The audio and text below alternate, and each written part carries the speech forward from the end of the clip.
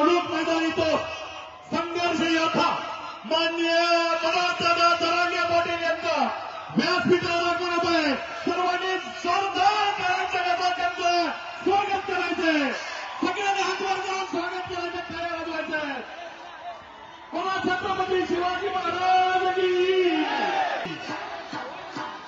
मराठी संघर्ष यात्रा मान्य मनोजदादा जरांगे पाटील यांचं राजगुरुनगरमध्ये हार्दिक हार्दिक स्वागत केलं जात आहे. संघर्ष यात्रा मान्य मनोजदादा जरांगे पाटील मनापासून आपलं हार्दिक हार्दिक स्वागत.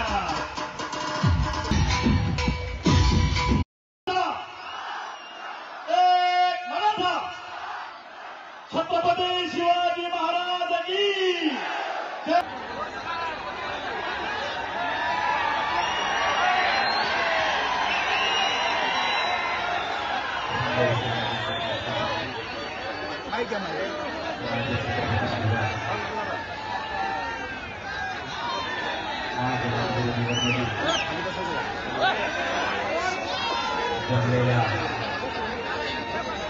सर्व बांधवांना माझा मानाचा जयकार.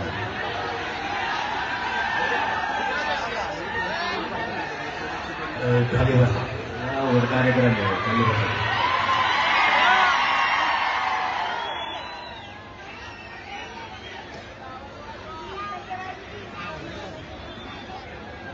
कानात बोलणं होतं, कानात बोलणाऱ्या बऱ्याच मंत्र्याचा कार्यक्रम केला. आज शिवरुद्र दहीहंडी महोत्सवाच्या निमित्तानं आपल्या सर्व बांधवांना, इथं जमलेल्या तमाम बांधवांना माझा मानाचा देश.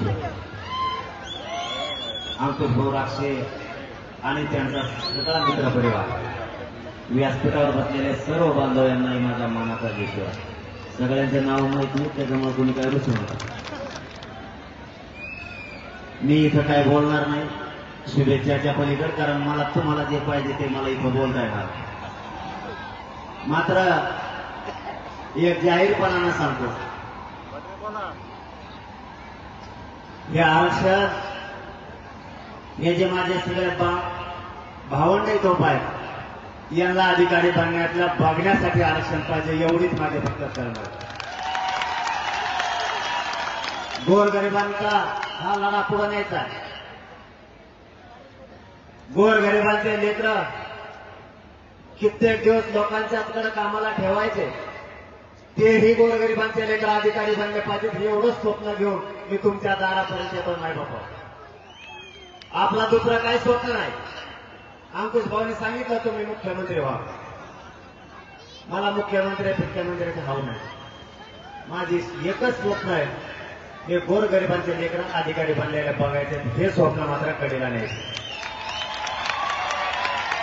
आजचा माझ्यासाठी आणि तुमच्यासाठी जितका आनंदाचा दिवस आहे, तितका दुसरा दुःखाचा सुद्धा आहे. तो कदाचित तुम्हाला माहित नसेल. या दहीहंडीच्या निमित्तानं तुमच्यासाठी एक आनंदाचा दिवस येतो, माझ्यासाठी. पण माझ्यासाठी सगळ्यात महत्वाचा आजचा प्रचंड मोठा दुःखाचा दिवस. मी आल्याबरोबर सांगितलं होतं की हार पण नको. मी मालवण पासून, राजकोट पासून आलो, छत्रपतींच्या शिवरायांच्या दुर्दैवी घटनाची स्मारकाची घडली तिथून आलोय. तिथंही सांगितलं होतं मला स्वागत सत्कार आजचा दिवस नकोय. खूप बांधवांना माहित नाही आजचा आम्हाला सत्कार नकोय म्हणून, कारण आजचा दिवस अंतर्वालीत माझ्या माता माऊलींवरती रक्ताचा सडा पडला होता. इतका प्राणघातक हल्ला या सरकारनं माझ्या माता माऊलींवरती अंतर्वालीत केला होता. आजचा दिवस आम्हाला न करणार आहे. त्या अंतर्वालीतल्या महिलांवरती हल्ला नव्हता, तर महाराष्ट्रातल्या संबंध माता माऊलीवरती तो हल्ला होता. आजच्या दिवशी आज आमच्या रक्ताच्या थाळीत पडलेल्या आई बहिणीला उचलायला कोणी नव्हतं. छोटे छोटे लेकरं रक्ताच्या थाळीत होते, त्यांना उचलायलाही कोणी नव्हतं. हट्ट एवढाच होता की गोरगरिबांच्या लेकराचं कल्याण झालं पाहिजे म्हणून ते आंदोलन सुरू होतं. आज आम्ही प्रचंड दुःखी आहे. आमच्या भावना इथं असलेल्या प्रत्येक आनंद व्यक्त करणाऱ्या बांधवांनी समजून घ्या. इथपर्यंत येण्याचं कारण या राजगुरुनगर मधील बांधवांचं प्रेम आणि अंकुश भाऊचं असणारं प्रेम बघून आम्ही इथपर्यंत आलो. सलग 11 घंटे झाला गाडीत बसून. 1 मिनिटासाठी गाडी थांबवली नाही. कोकणापासून ते राजगुरुनगर पर्यंत गाडी कुठंच उभा केली नाही. 4-2 बांधव नाराज सुद्धा झाले की आमचं स्वागत स्वीकारा, आमची विनंती आहे तुम्हाला. परंतु आम्ही गाडी तिथं थांबवली नाही, कारण आमचे पाय सारखे राजगुरुनगरकडे उडत होते. कारण राजगुरु नगर मधल्या आणि परिसरातल्या बांधवांनी एकदा या महाराष्ट्रातल्या जनतेला ताकद दाखवलेली अशी रेकॉर्ड ब्रेक सभा तुम्ही घेतली होती. की तिचा रेकॉर्ड तुटत नाहीये. पुन्हा एकदा घ्यायची. तयार आहेत का तुम्ही? यांना एकदा हिस्सा दाखायचं. एकदा घोंगडी बैठक होणार आहे, पण ती बैठक अशी होणार आहे की पुन्हा पुणे जिल्ह्यात कधीच झाली नसते. घराघरातले सगळ्या बांधवांनी बाहेर पडायचं एक दिवस. आरक्षण आपण मिळवणार आहे. स्त्री सन्मानाची आणि आरक्षणाची हंडी. मी जास्तीचं न बोलता, कारण तुम्हाला सांगितलं की आज आम्ही प्रचंड नाराज असल्यासारखे दुःखी आहे. पुन्हा पुन्हा सांगतो, तुमचा आनंदाचा दिवस आहे, परंतु आमची भावना समजून घ्या. जास्त न बोलता या स्त्री सन्मान हंडी आणि आरक्षणाची हंडी शिव रुद्र दहीहंडी महोत्सवानं अंकुश भाऊनी साजरी केली. त्याबद्दल त्यांनाही, व्यासपीठावर बसलेल्या सगळ्या बांधवांनाही आणि समोर विराट रूपानं जमलेल्या सर्व बांधवांना दहीहंडीच्या निमित्ताने शुभेच्छा देतो आणि थांबतो. धन्यवाद. जय शिव.